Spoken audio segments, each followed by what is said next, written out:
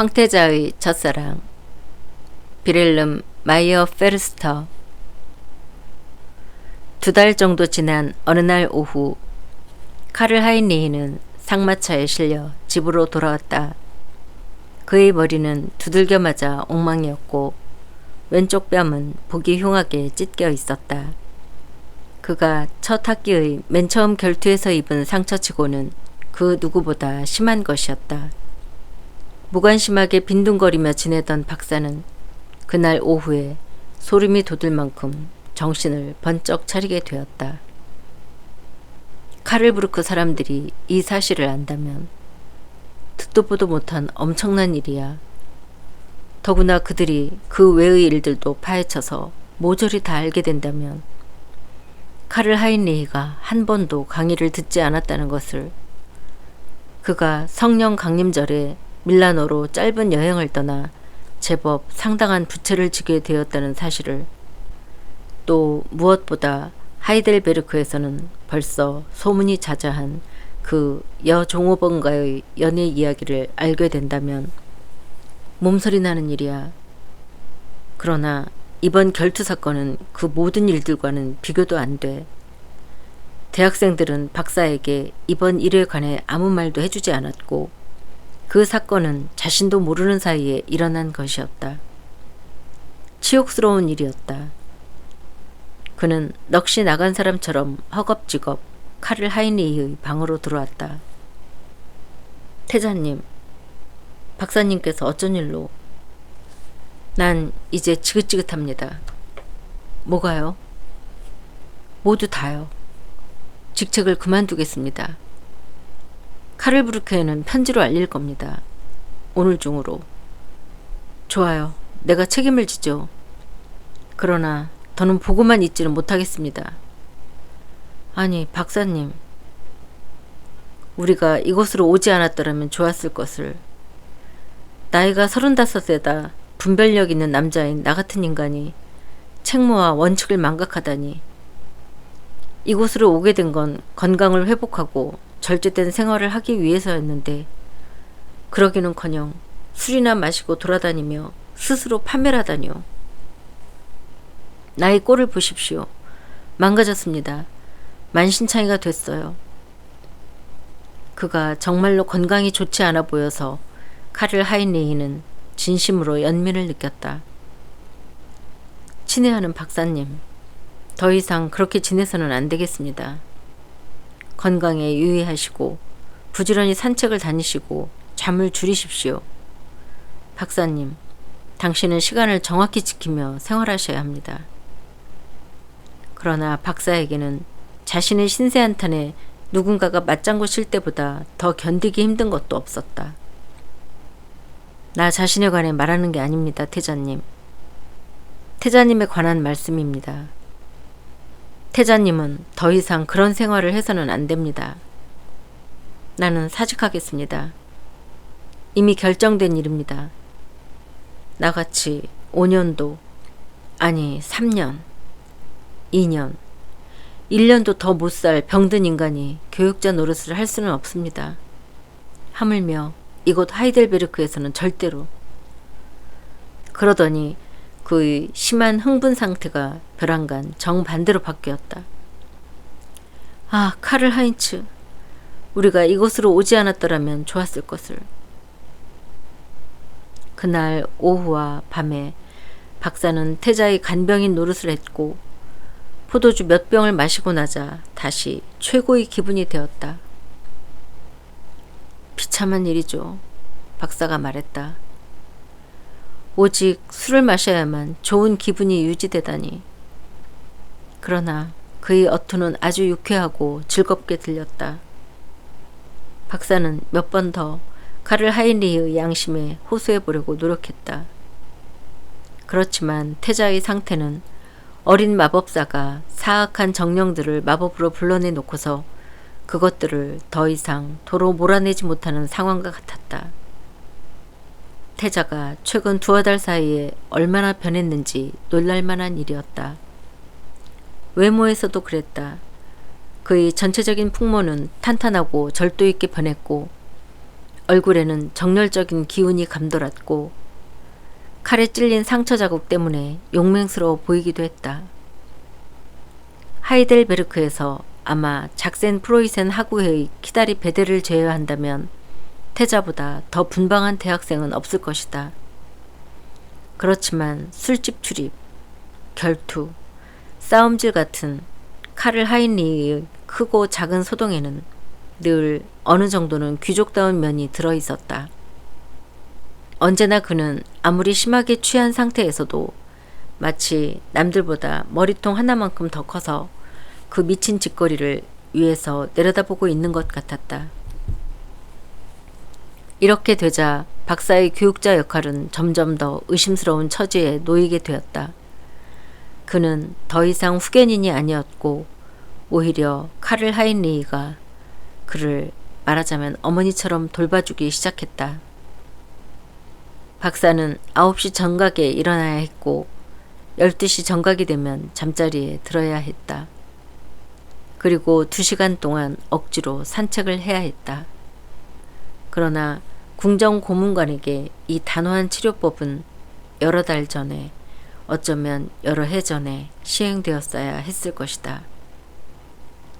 좋아, 카를 하인리히, 나에게 억지로라도 시켜. 하고 그는 자주 말했다. 강제로 시켜보라고.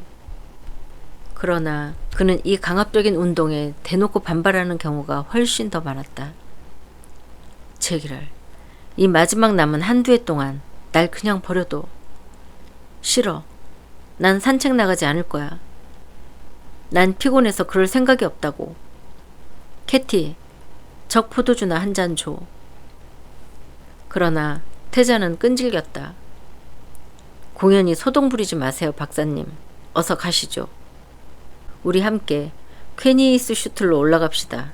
자, 어서요. 가련한 신세가 된 박사는 사람들이 생각했던 것보다 일찍 산책 같은 이런 고단한 일들에서 벗어났다. 왜냐하면 어느 날 추밀 고문관이 카를 하인리히의 간절한 요청에 따라 폰 미하엘리스 의대 교수와 상담을 했고 교수는 간단한 절차를 거쳐 궁정 고문관을 병원에 입원시키는 조처를 취했기 때문이다.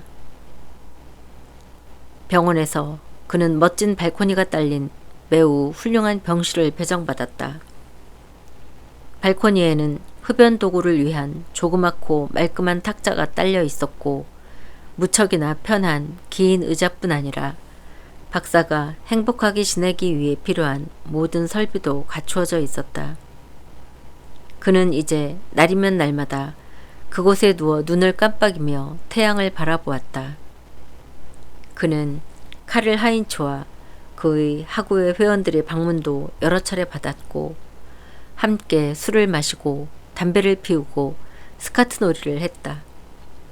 그는 지난 오랜 세월에 비해 전에 없이 편히 지내고 있었다. 이곳에서 지내다 보면 건강을 되찾게 될 거야 하고 박사는 말했다. 그런 예감이 들어. 잔잔하고 품위 있는 미소를 띤 추밀 고문관이 그에게 몇 가지 사소한 행동 규칙을 내려보냈다. 맥주와 감자는 절대 금지. 박사는 그 2가지 음식 모두 엄청나게 좋아하지는 않았고 오히려 포도주 몇 모금을 어떤 맥주보다 선호했다. 그 때문에 그는 이 규정을 지키는데 지나치다 싶을 정도로 꼼꼼하게 신경을 썼다. 그가 맥주를 마시고 감자를 먹어도 아무런 지장도 없었을 테지만 더는 아무것도 금지되어 있지 않은 환자들은 희망을 잃는 법이다. 카를 하인리히는 몇 주 동안이나 몹시 우울하게 지냈다. 처음으로 음산한 그림자가 하이델베르크의 쾌활하고 즐거운 생활 속으로 파고들었기 때문이다.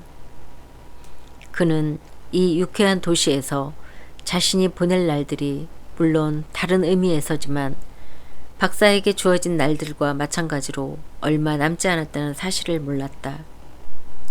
박사는 그 얼마 남지 않은 시간을 태연하고 기분 좋게 보내고 있어서 심지어 추밀 고문관조차 놀라게 만들었다.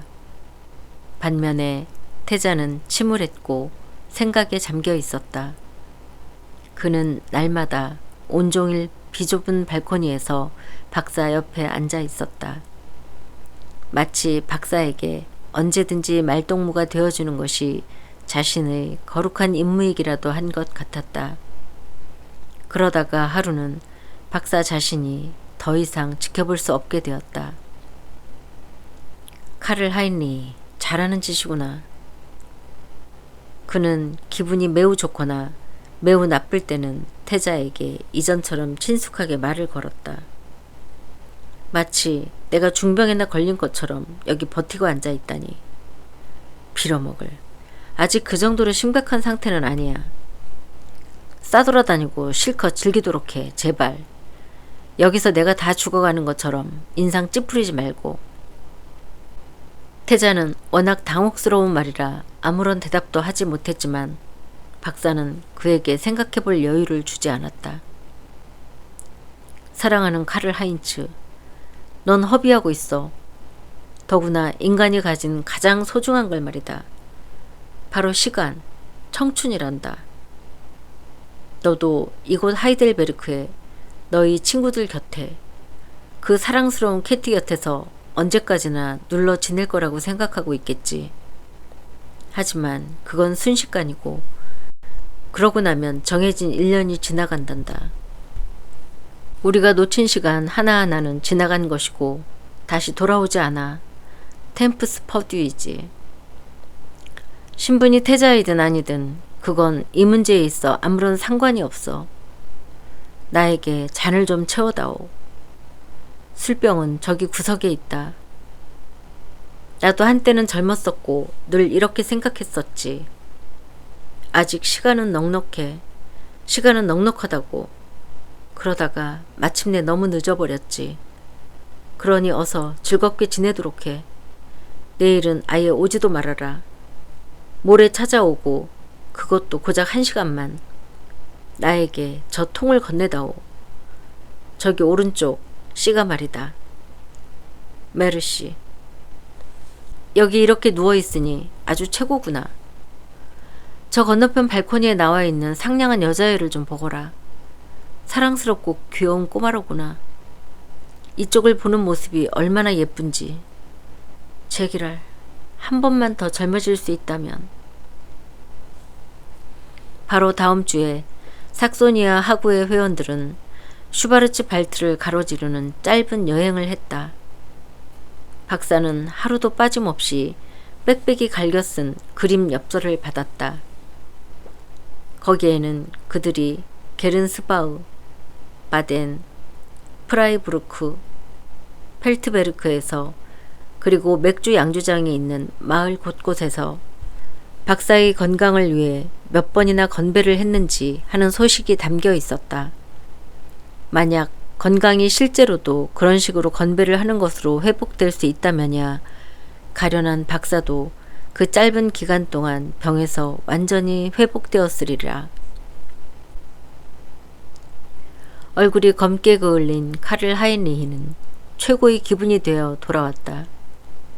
그가 가장 먼저 찾아본 사람은 캐티였고 그녀는 특유의 열광적인 태도로 그를 환영해 주었다. 그 다음으로 그는 병원을 찾아갔다.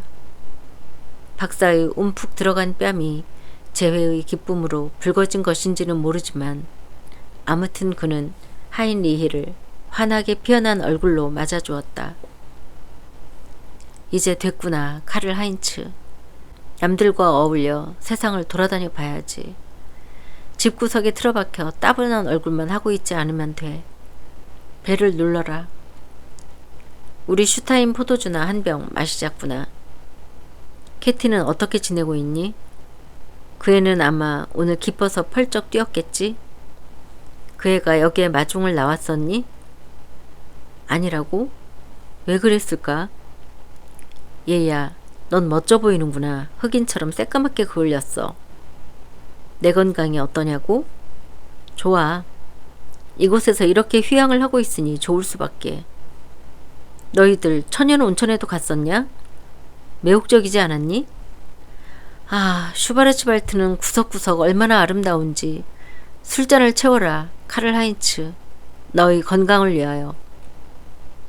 어쩌면 박사의 건강이 실제로 더 나아졌는지도 모르고 추밀 고문관과 궁정 의사들이 이번에도 너무 비관적인 판단을 내렸었는지도 모른다. 어쨌든 박사는 병에 시달리면서도 이렇게 편안히 지내는 며칠 동안은 과거 어느 때보다 기분이 좋아 보였다. 그리고 카를 하인리히도 그 일을 계기로 원래의 쾌활한 기분을 되찾았다. 7월이 다 저물어가던 어느 날 그는 리더 음식점에서 하구의 회원들에게 술잔치를 베풀었다.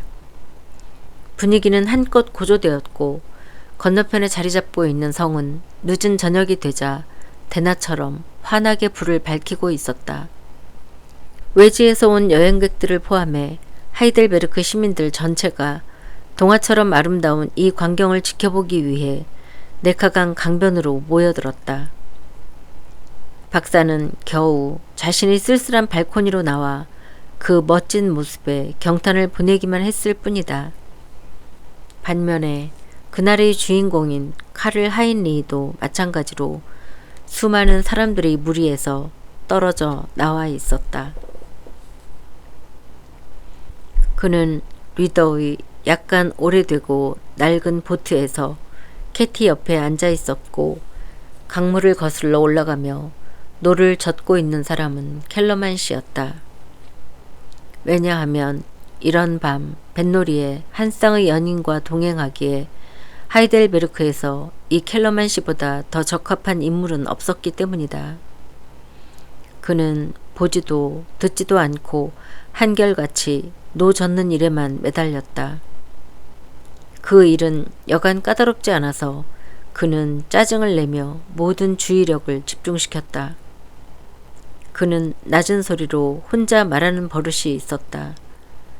그것은 끊임없이 중얼거리는 소리로 기쁨과 불만, 기억과 순간적인 생각, 진지함과 무의미로 기묘하게 이루어져 있었다. 멍청한 짓이야. 노, 물론 입죠.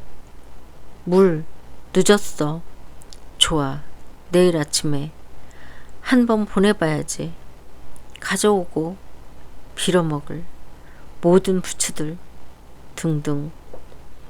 그러다가 밤의 고요함에 감싸여 있던 유서 깊은 성이 건너편 산중에서 불꽃을 쏘아 올리기 시작했다.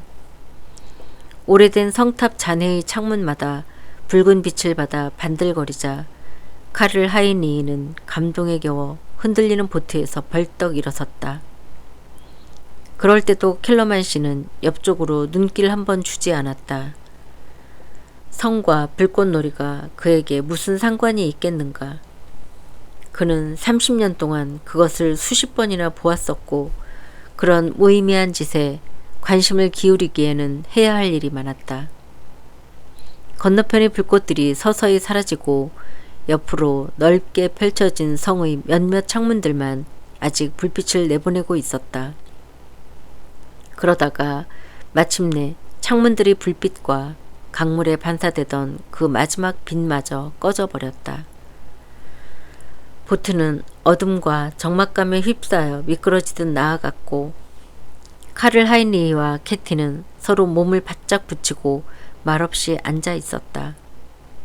켈러만 씨의 중얼거리는 소리와 노가 물에 잠기는 나지막한 소리만 침묵을 깨고 들려왔다. 그런 식으로 그들이 오랫동안 강물을 거슬러 올라가자 캐티는 불안한 마음이 들기 시작했다. 이제 집으로 돌아가야 해요. 정말 자정이 지나 있었다. 켈러만, 방향을 돌려야겠어요. 배가 떠내려가게 놔두세요. 시간은 한데 피워요, 켈러만. 성냥불이 확 일더니 몇 초 동안 쭈글쭈글해진 늙은이의 얼굴을 비추었다. 태자는 그 노인을 알게 된 지 벌써 몇 달이나 지났지만 이 짧은 순간에 그의 지쳐빠진 표정은 처음 보는 듯한 느낌이 들었다. 나이가 몇이나 되었나요, 켈러만? 켈러만 씨는 한동안 대답하지 않았다. 그 질문은 그에게 너무나 엉뚱하고 기이하게 들려서 그만 헷갈려 버렸기 때문이다. 65입니다. 65살이라.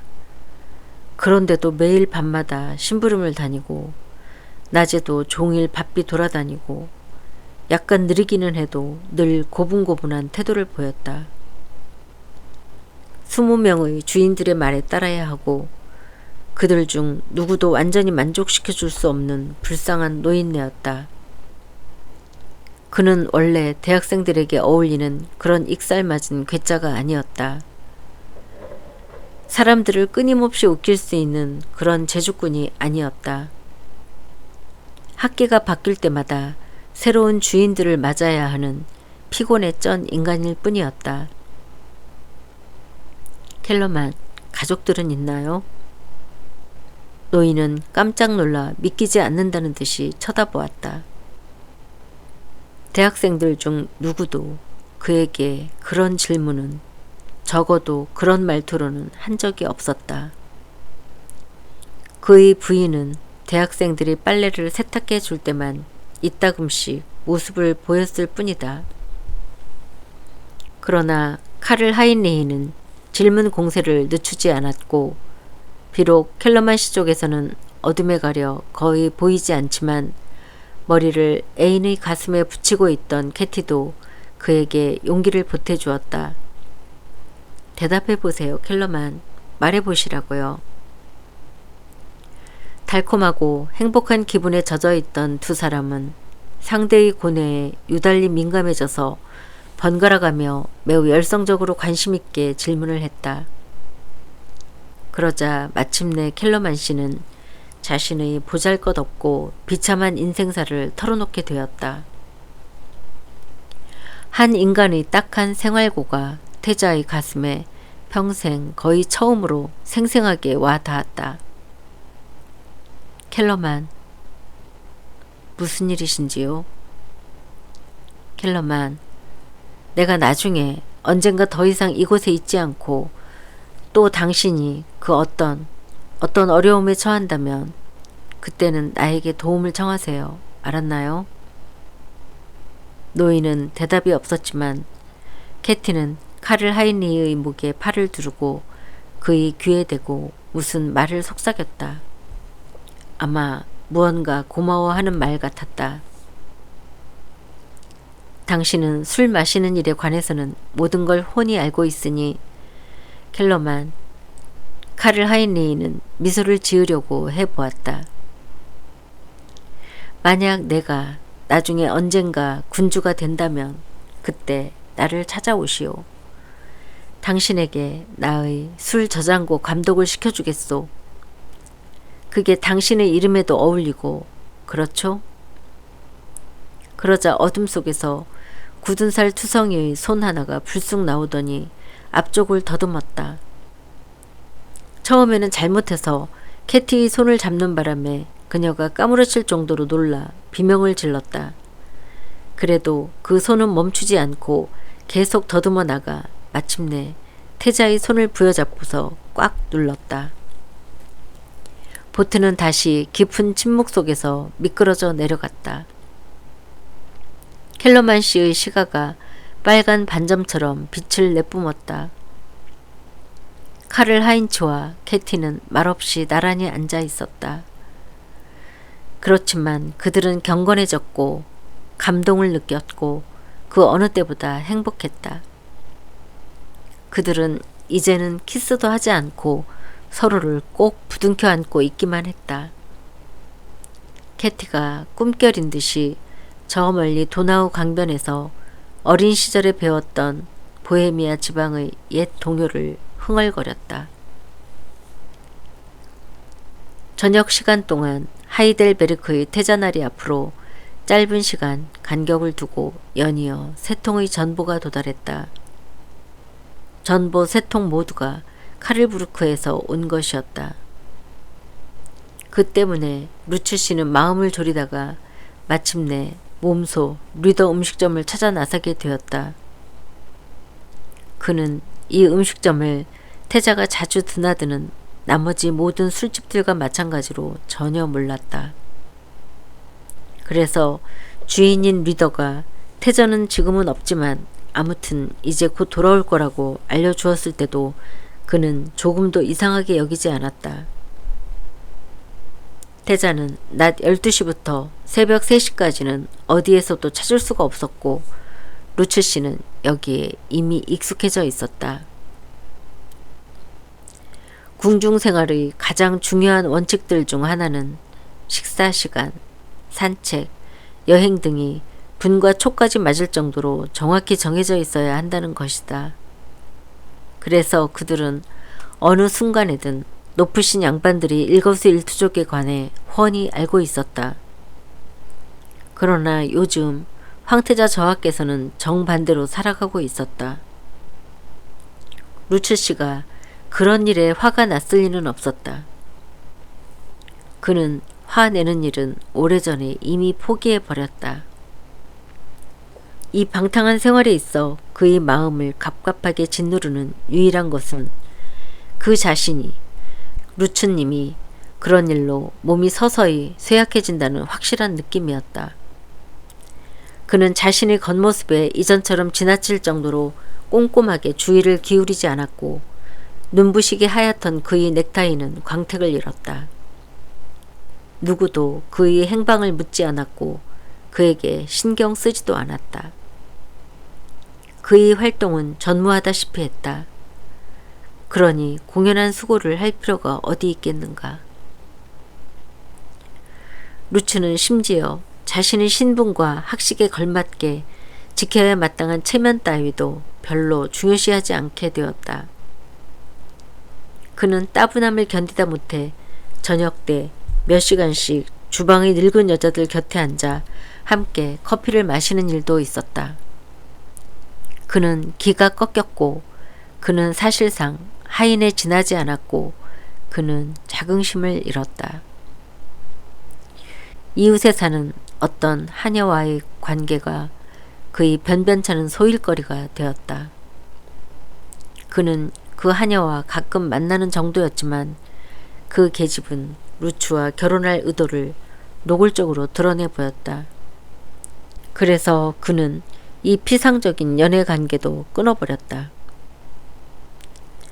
루츠 씨는 세 통의 전보를 가지고 10시 반경에 리더 음식점에 도착했지만 자정이 이미 지났는데도 태자 나리께서는 나타날 낌새조차 보이지 않았다. 그러다가 전혀 뜻하지 않은 순간에 루츠 씨는 자신의 주인을 알아보았다. 태자는 대학생들 사이에서 벌어지고 있는 요란한 소동 한가운데 서 있었다. 그는 오른손에는 맥주잔을, 왼손에는 펜싱 칼을 들고 군청색 모자는 뒤로 한껏 젖히고서 어떤 발언을 하는 것 같았다. 거기에 이어 즉시 엄청난 함성이 터져나왔고 사람들은 술잔으로 테이블을 내리쳐 요란한 소리를 냈다. 카를 하인리는 얼굴 가득 웃음을 흘리며 한가운데 서서 이글거리는 눈빛으로 좌우를 둘러보았다. 루츠 씨는 엄숙하고 신중하게 늘어선 테이블을 가로질러 태자 뒤에서 멈춰 섰다. 저하, 조용히 해봐요. 노래 제목은 그 모든 처녀들 중 그토록 찬란하고 화려해서 연주가 시작되었고 그때 루츠 씨는 두 번째로 허리를 숙여 인사를 하며 말했다. 나리. 그러나 태자 나리는 그를 쳐다보지 않았고 어느 누구도 그를 쳐다보지 않았다. 테이블 사이로 맥주조끼를 든 웨이터들이 분주히 오갔고 옆으로 지나가던 대학생들은 루츠 씨를 고의는 아니지만 별 생각 없이 이리저리 밀쳤다. 그때 모두가 열창하는 노래가 시작되었다. 그 모든 처녀들 중 그토록 찬란하고 화려해서 가장 마음에 드는 여인은 로레라네. 루츠 씨는 짜증이 나고 반쯤은 절망적인 심정이 되어 칼을 하인리 뒤에서 세 번째로 절을 했다. 날이 밤낮 없이 내 생각을 사로잡고 있는 그녀는 성문 옆 길모퉁이에 살고 있다네. 루츠 씨는 분통이 터져 얼굴이 새하얗게 질려 있었다. 눈에 띄게 검은색 양복을 입은 그는 술에 취해 흥겹게 놀고 있는 패거리 사이에서 사색이 되어 뻣뻣한 자세로 서 있었다.